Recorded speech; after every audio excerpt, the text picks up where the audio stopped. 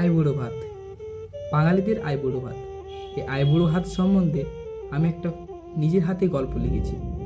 গল্পটা ভাবলাম তোমাদেরও শেয়ার করি। শুরু করছি, শোনো। তাদের রিলেশনশিপটা মোটামুটি 5 থেকে 10 বছরের।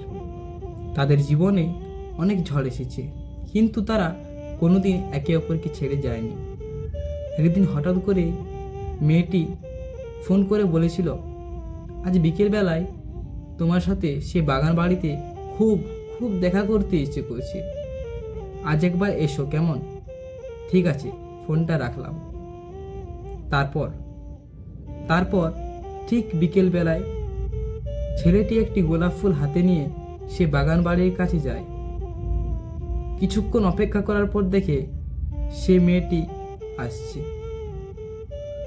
গায়ে হলুদ শাড়ি, মুখে গায়ে হলুদ মাখা, আর হাতে একটি বিয়ের কার্ড।